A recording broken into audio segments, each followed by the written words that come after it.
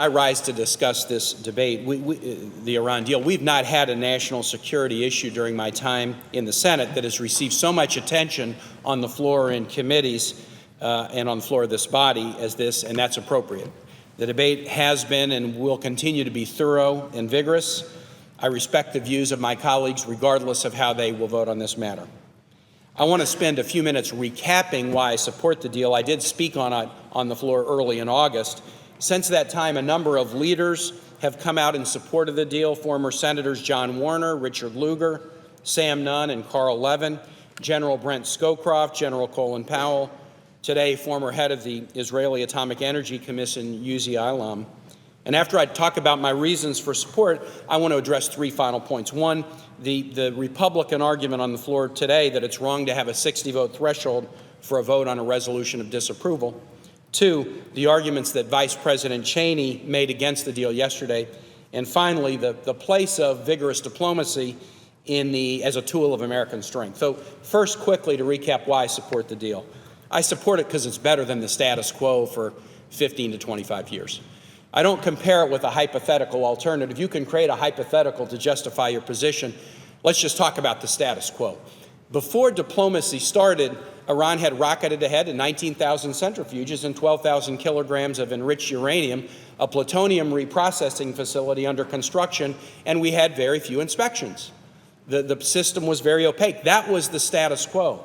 The best description of the Iranian status quo was the description that Prime Minister Netanyahu made to the UN in September of 2012. That was a speech known because he drew a bomb dialogue, and that sort of cartoon was known. But if you go into the guts of the speech, he gave the description of where the Iranian program was.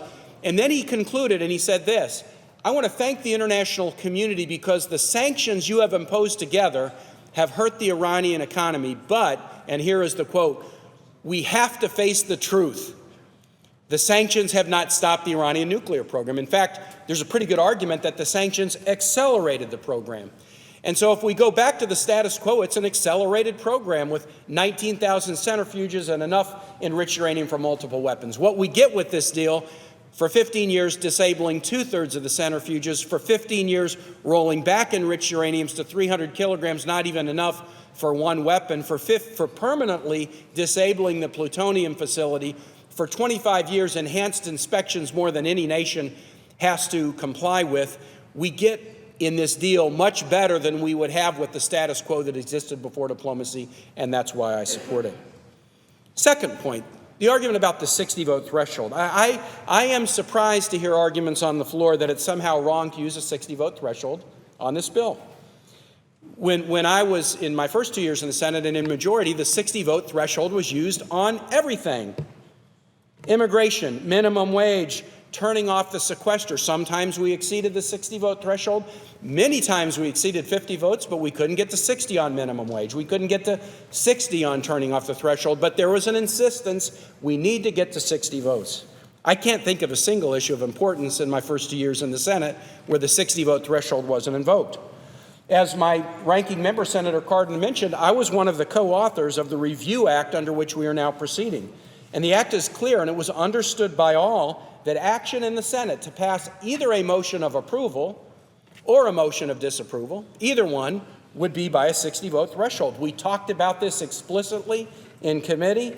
We talked about it before the vote on the floor, and we voted in favor of the act by a 98-to-1 margin. And I think the majority party, the current majority party, understood that, as was indicated in the letter of 47 to the leadership of Iran. It was stated very plainly we would understand this to be a 3/5, 60 vote. That's what happens in the Senate.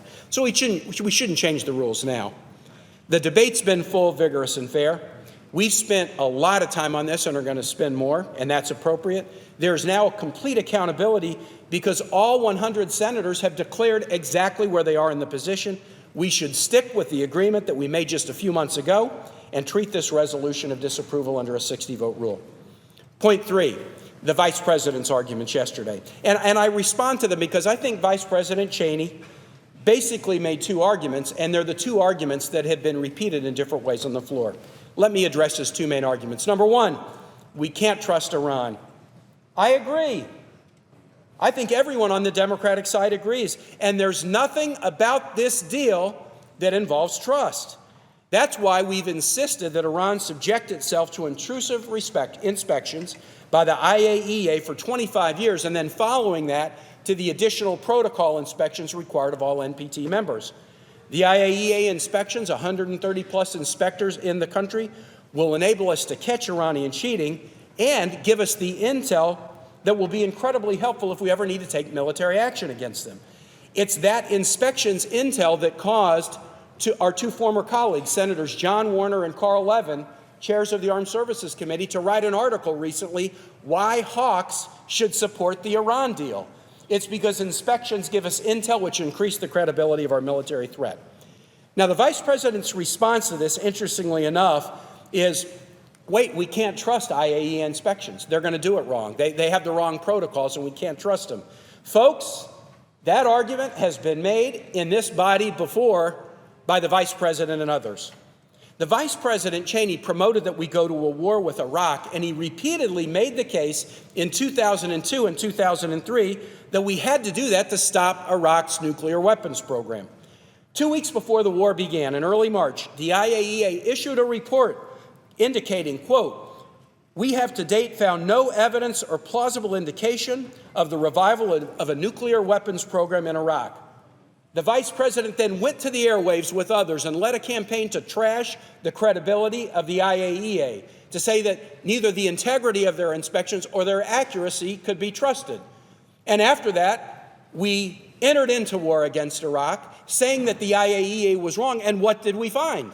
What we found was that the inspectors and investigators and engineers and scientists of the IAEA were right, and Vice President Cheney and others were wrong. We've been down the path before of trying to trash the IAEA and said they couldn't be trusted, and it was a horrible disservice to America and the world that we didn't give those inspections a chance. We shouldn't go down that path again.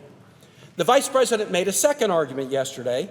Here's a different and better strategy for dealing with Iran, the same strategy that the previous administration followed: heavy sanctions, threats of military force, no diplomacy. But the Cheney Doctrine didn't work with Iran. Under that strategy, the Iranian nuclear program rocketed ahead, centrifuges, enriched uranium growing by the day. The Prime Minister of Israel, Prime Minister Netanyahu, acknowledged this before the UN in September of 2012. And when the Vice President was confronted by this, by Chris Wallace over the weekend on television, he had no answer for it. He couldn't answer for it because the fact of the advance of the Iranian program under that Cheney Doctrine cannot be disputed.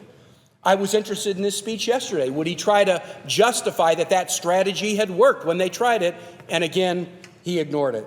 So if we go back to the preferred doctrine of no diplomacy, sanctions, and military threat, we're likely to get what we just got before, and that's an acceleration of the Iranian nuclear program, and we should not go back down that path. Let me conclude with a story about my favorite president, Harry Truman. Truman was a bold and courageous wartime president. He fought in World War I as a captain. He made tough decisions to use the atomic weapons in Japan. He came back to a war-weary Congress and said, give military support to Greece against Soviet bloc expansion. He came to a war-weary Congress and said, we got to put troops into North Korea. Nobody will say Harry Truman was a softie. He had military bona fides. Truman also was the president that made sure that America was the first nation to recognize the state of Israel, and he always held that as one of his proudest accomplishments, and it's one of the reasons that he's my favorite president. Well, 70 years ago next month, October 1945, President Truman did something that seems minor but was really important. He called reporters into his office at the White House, and he said, I got something to show you. And he unveiled that he had redesigned the seal of the presidency of the United States. The seal is the eagle.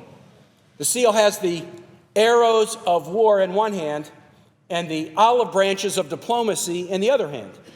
And Truman had redesigned the seal so that the eagle was now turned to face the olive branches of diplomacy before the arrows of war. This wartime president. And he explained, look, I'm a wartime president and I'll use military force, but American values are such that we should always prefer diplomacy before the military.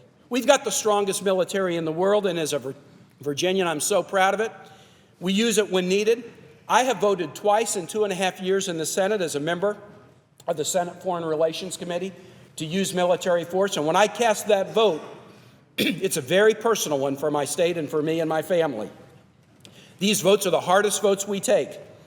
But Truman believed, and I believe, that it is fundamentally a part of our values that we prefer diplomacy first.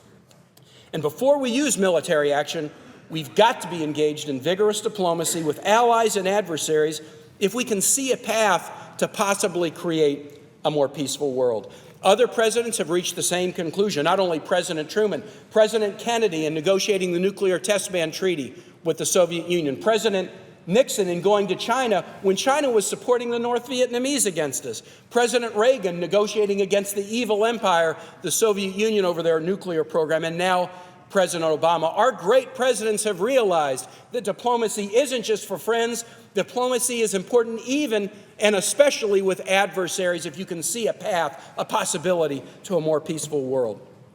And Mr. President, here's something that's fascinating. Just as a strong military enhances diplomacy, strong diplomacy enhances our military might. And that's true in this case. If we do a deal, we get an Iranian pledge that they will never pursue, develop, or acquire nuclear weapons, caps on their program for 15 years, and inspections forever. These tools will increase our intelligence. They will increase our legal justification to take military action if they break the pledge that's in paragraph 1 of the agreement. And it will also increase the likelihood that America will have global support if military action is necessary. But what if we walk away from diplomacy now? We lose the military intelligence that inspections will give us. We give up a clear legal justification for military action if, God forbid, we should need it. And we weaken the likelihood that other nations will support military action if it's necessary. In this case, diplomacy strengthens, not weakens, the American credibility of our military threat. Trying diplomacy here will keep the world's attention on Iranian behavior. Walking away from diplomacy here will put the world's attention on American negotiating tactics and why we decided that we would rather go it alone. I believe the Article I branch should send the message that we value diplomacy as a first option, just as President Truman did 70 years ago.